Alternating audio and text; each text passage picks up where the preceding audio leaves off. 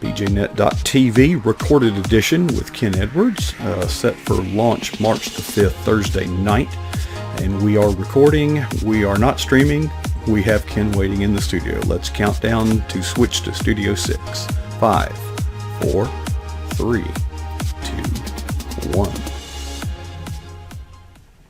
Well, welcome to PJNet.TV. We are recording this very special edition. Let me turn the lights on.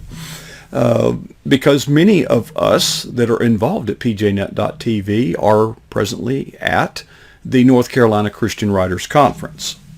So we have standing by Kenn Edwards, who is in our green room. Let's bring Kenn on board. Kenn is sort of our fatherly figure that is the expert on how to manage in a mature, he talks on mature subject matters such as, well, money and, you know, after you're dead type stuff, but don't let that discourage you. It's actually can be a good thing. And I think his dog's upset. Is your dog dying, Kenn? I hope your dog has his estate in order.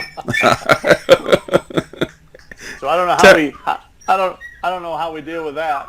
Tell him to come on up there in your lap. If he misses his daddy, he can come on board. He's always welcome, or she, whatever. Yeah. So anyway, go ahead, Kenn. If you want to have your dog with you, you know, go ahead. Yeah. No, it's no problem. We're all family here. All right, I'm petting her now. Maybe she'll behave. Okay. She's been sleeping all morning, you know. Yeah. We've been talking for 20 minutes before the program, and stewardship. That is your specialty. That is your passion. Yes, stewardship is the area that I really am passionate about, helping people to decide how to leave a godly legacy, to use the items that the Lord has put in their hands in such a way to bring Him glory, even after we've gone on to be with the Lord. You know, our legacy continues on for many years. One time when we get together, I'll tell you about my great-grandmother, who died a few months before I was born. And she really is the backbone for our family and why our family is living for Christ today. And so our legacy is really important. The life we live, the impact we have upon our family and our children really influences our walk with Christ and those that follow behind us. I think it was Steve Green wrote a song and made a song famous many years ago, "May all who come behind us find us faithful." And that's my prayer. And I want to help Christians understand the importance of what we do today, the seeds that we're sowing, and how that affects the people that come behind us, our children and great-grandchildren, and even our great-great-grandchildren, and how they will follow and serve the Lord. And so stewardship is really discipleship. Stewardship encompasses not only the way we manage money, but the way we manage our retirement, the way we save, the way we handle debt, preferably get out of debt, and then even our estate planning. So today I really want to talk about 5 big mistakes that most people make in their estate plan. And so that's kind of what we're going to talk about today. Kenn, before you start that, I once, for a brief period of time, sold life insurance, and I did pretty well, actually. I just did not enjoy it. You know, it just wasn't thrilled. But basically, the pitch was they followed 100 people. It's called the 100-Man Story from birth, and 97 out of 100 at the age of when they should be enjoying their retirement were either dead or dead broke. Yeah, it really is something. So what was the cause for that study? Where did they come from? Where did they find the people? Well, I don't know the methodology of the study, but the point was these people did not so much plan to fail as they failed to plan. Wow. That's a great segue right to where I'm going. Did I tee it up for you, Kenn? You did a great job. You did a great job. In fact, my number one mistake that most people make is that they have no plan at all. And what happens is if you die without an estate plan, the state takes control by law, and they make sure your bills are paid and that everything is given out to people that they think are the appropriate, and we totally lose control. The technical term is dying intestate. Intestate. Mm-hmm. Yeah. And so what happens is, if you don't have a will, the state has one for you. Yeah. And that doesn't always work perfectly well. Now, in some cases, it would do fine if you don't have anything special arrangements. But the state's not going to do anything to where you leave something for your church or ministry that you love.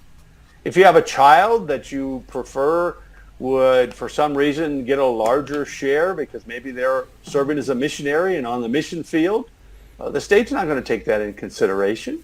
So what you have to do is you have to plan in advance. And there are several documents that you need, and it gives you much more control and puts your family in a situation to where they understand what what your intentions were.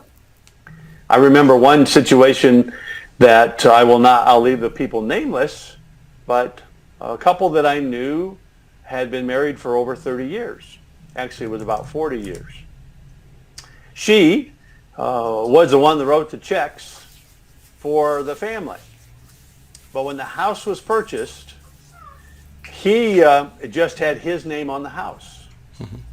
Even though she had written all 360 checks for the house payments, when he died, she only got 50% of the house because the state said the children would also get 50%. Mm-hmm. And so it really left her in a bad situation. Now her children had very good relationships, and they all signed documents to allow Mom to live in the house as long as she was alive. But a little basic estate planning would have allowed them to be able to continue. She would have had 100% ownership of the house until she passed away. Mm-hmm. And then the children would have been able to take up where Mom and Dad both left off. But not planning puts you in a bad situation and allows government to step in and take control of the assets and decide how they should be divided, regardless of what your personal feelings might be.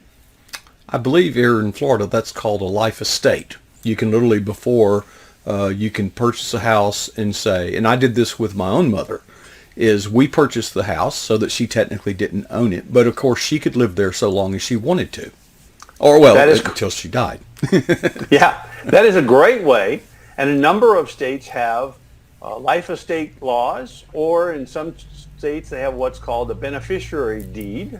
Mm-hmm. That will allow you to name someone to take ownership of your house on the day that you passed away. And we did the same thing with my mom. She had a condo there in Florida, and we had the attorney draw up a life estate so that she maintained the ownership of the house. But on the day that after she passed away, I was able to go to the courthouse, take a copy of the death certificate, and they basically took her name off. Mm-hmm. And it had my name on it, and it was a very efficient way to pass the house without putting my name on the deed before she passed away. And actually, that was number 5, so I'm jumping ahead. Sorry, I just preempted your speech. That is something that's really bad, and we'll just, while we're there, we'll stay there. So let's say that for some reason that I have a home, and let's go back to my mom's situation. Let's say my mom decided that she was going to, just add my name to the deed so that when she passed away, you should just take her name off and my name would be on it and it would transfer. Well, there's several tax reasons you don't want to do that, because I would take her cost basis rather than getting to step up in basis at the date of her death. That's one thing. But the liability issue is another.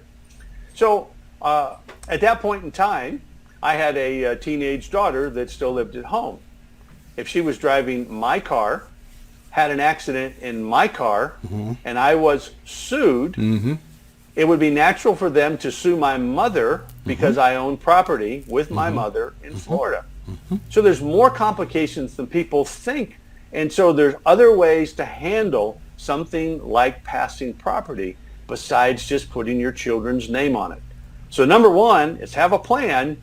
Jumping to number 5, don't put your children's names on the deed of your property because it has other complications that could cause more problems in the long run while your person's alive, or even after their death. All right, so that leaves us 2, 3, and 4. Well, we're using the sandwich approach. We're gonna burn the candle at both ends when we get both ends. Yeah, that's right.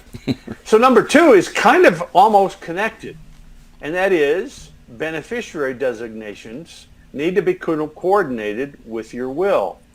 What most people don't realize, anything that passes by contract, which would be a beneficiary, is not included in a will. So you could have a will that says, I want 100% of everything to go to my church. Mm-hmm. But if the beneficiary on your life insurance, on your 401k, on your IRA, or in some cases the beneficiary deed of your house says that it's going to go to one son or one daughter, then your will has no effect. Right. So it's extremely important to make sure that everything is coordinated between your beneficiary designations as well as what you intend in your will or trust. The third one is if you have young children. And this is one where I'll put my wife on the pedestal and pat her on the back. Because 25 years ago, when we still had young children at home, she said to me, we need a will. And I said, we do? Why? She said, because we need to name somebody to take our children and raise our children if something happens to us. So here's another one of those situations where planning comes into play. Let's say that you have 3 brothers and sisters. 2 of them are living for the Lord. 1 of them's not. You can actually, in your will or trust documents, state who you want to be the guardian, who your preferred guardian of your children is, and the courts normally will honor that. But if there's no document, then a judge gets to decide. Well, if there are circumstances that the judge feels that brother or sister that's not living for the Lord, maybe they have more money, maybe they have children closer in age, any number of reasons why, then what would happen is they might make a decision to put the child with one family who's not living for the Lord and won't instill Christian values into your children. Where your goal might be to take and have those children go to somebody that you know is going to teach them how to walk with God. I'll save the motivation for the end. I guess that was number 3. That still leaves 4. Yeah. So number 4, another challenge that I run into as I meet with people on a regular basis, I'll talk to them about their will or trust, and they'll say, oh, we had one, but it's been over 20 years. And so a will or a trust, particularly a will that is more than 10 years old, really needs to have some kind of an update done. Now, even more than a will or a trust, it's the other documents that get out of date more often. And besides a will or a trust, you should have power of attorneys for finances, power of attorney for healthcare decisions. They go by many different names, especially the healthcare directives, go by many different names in different states. Some places call them healthcare directives. Some call it healthcare surrogate. Some refer to it as, your living. It's much more than a living will. That's what I was going to say next. It's much more than a living will, but a living will talks about end-of-life decisions. But healthcare directives actually deal with who has the authority to make the decision in my family if I'm incapacitated and not able to make medical decisions for my own that are not life-threatening. So those laws, because of some circumstances even in Florida a number of years ago, with end-of-life decisions, those laws change much more often even than your basic laws on wills or estate plans. So if your estate plan's been in existence much more than 5 years, at least not more than 10 years, you need to spend some time with an attorney and make sure that they are up to date. Well, Ken, listening to some of your 5 points, they're very germane. I wonder sometimes, how do you keep up with the complexities between the various states? Do you have to maintain expertise in all 50 states? No, because I'm not an attorney or a CPA, and I can't give legal advice or I can't give tax advice. So my information that I share with my job and in my writing is general information, and I always put in a disclaimer, like right now, check with the appropriate professionals in your area to see how the laws change from state to state. And that's really important because there are always nuances in the law from one state to another. For instance, in most of the states, we have what's called the common law, and it follows the British principle. But in many states, about 10 states, it's their community property states. So if you start at the state of Louisiana and go across the south to Texas, I'm thinking Arizona is a community property state. I know New Mexico is, California is, Washington State is, and there are a couple of others that approach law totally different.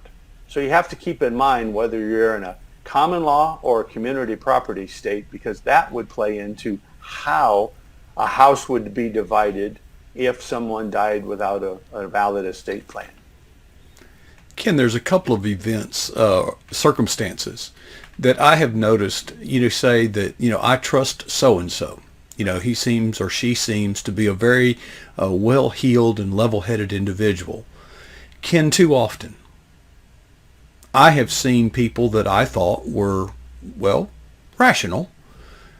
In the event of a divorce or death in the family, become total monsters. I have seen absolute chaos and bitterness and anger and greed and everything erupt after the death of their parent or parents. And children, siblings that normally had gotten along fine and had very upstanding lives now are embattled with each other in ways that just are unimaginable. Yeah, people ask me, they say, well, I don't want to go to an attorney and pay $500 for a piece of paper. And so I really hesitate to tell people to go to a online site or some forms that you can buy at an office and fill it out and try to do it yourself, because those can easily be contested when you get into a family situation like this. And it is really true. Too many times there's hurt feelings, there are underlines, or not even maybe with the children, but it could be the children's spouse, or even the grandchildren that felt granny wanted me to have special privileges, and even been known that a grandchild might sue and cause an estate to be in turmoil and have a lot more expense involved even in the price of going to an attorney. Because money brings out the worst in people. Doesn't it? And you're exactly right. Too many times somebody seems to be really happy until the greed sets in. And even the best families have to deal with it. And it's not worth it. We need to take and let our family know in advance what we would love to happen and set our documents up in place so that there's a good roadmap that hopefully our children will follow our wishes and will be able to take in to accomplish your desires. There are ways that you can do irrevocable trust so that it can't be changed once you pass away. There are a number of different tools, but for the average person, those aren't necessary. But they tend to be expensive if you're just trying to control things even after you've gone on to be with the Lord. Well, the things that the money you make, let's just say, while you're living, I think the approach, I earned it, it is mine. What I do with what's left afterwards is really my call, isn't it? It's really not. It really shouldn't be the court. It really shouldn't be the surviving children. At the end of the day, I earned it. It's mine. Just like I can decide how to spend it when I'm alive, there's no reason through proper planning you can't make those same decisions, because after all, it is yours. It is going all back to that concept of being a steward of everything that God puts into our hands. It's God who gave us the ability to earn a living. It's God who gave us the ability to an intellect to save money. and to manage the assets that we call our own. And yes, it should be our desires that would be the most important, that we actually pray and seek the Lord for the direction that he wants us to handle with the assets that he's blessed us with, that after we've gone on to be with him, so it'll bless our family and those that we love and those ministries that we want to support. And it all works hand in glove when we follow what God's desire for our family is. Ken, we're running just a little bit long, but I do want to spend a minute. Tell us about Footprint for God. Tell us about your book so we can wrap it up in about a minute. Well, thank you. Yes, the book actually came out of my passion and my work experience. I'm a development officer with a ministry that many people know by Gideon's International. So I work with people all over the country, particularly in the western part of the United States. I travel all the time and meet with people and answer questions about wills and trust and charitable giving strategies. So my book, My Footprint for God, really came out of my practical experience of dealing with people, full of stories, not of actual people's stories, but based upon circumstances that come into contact with. The start of the book is the first part is about our legacy, the importance of our legacy, and the spiritual aspect of our legacy. The middle part is really the heart of stewardship, that it is God's. He's given it to us to be able to use to bring for his glory. The last part of the book talks about estate planning and legacy planning, how that we can take our lives and use the assets that the Lord has entrusted us with to be a blessing not only to our family, but to God's kingdom after we're gone. And in fact, with many people, the largest gift that we could ever give to any ministry, our church, the organizations that we love, happen after we're gone on to be with the Lord because we no longer need it. And many people who plan use that opportunity to extend their ministry for God through their church or the ministries they love for many, many years. So well put, Ken. Something tells me it's not the first time you've preached that sermon. But Ken, well, what you just said is a ministry in and of itself, because so many people, like I said earlier, they didn't plan to fail; they just failed to plan. Right. These are good people. These are not losers. Okay, these are people who are just, I guess we just don't want to deal with our own mortality. Well, you mentioned earlier about selling life insurance. It's much the same way. Mm-hmm. People don't want to face that we are mortal people and our days are numbered. And so we need to plan. And I actually believe that life insurance is a good tool when it's used right to be able to provide for families when someone is taken home early or other circumstances in life as may be appropriate. There you go. Well, Ken, we're out of time, and I appreciate you taking and making the extra time to do this pre-recorded pjnet.tv. And folks, you can see Ken on the first Thursday. Yes. For every month. And today is March the 5th, the first Thursday, but we pre-recorded this. Ken, thanks for taking your time to share with us, and thank you for all that you do for pjnet.tv. And we'll wrap it up, and we will continue pjnet.tv. Every day, Monday through Thursday, we are here from 9 to 10 Eastern Time, and we look forward to seeing you regularly, and you're welcome here. And we'll see you next time. I have 2 questions before we leave. Number 1, what is the boldest thing you have ever done for Jesus Christ? Number 2, when was that? Folks, let us never be satisfied with either answer. Amen.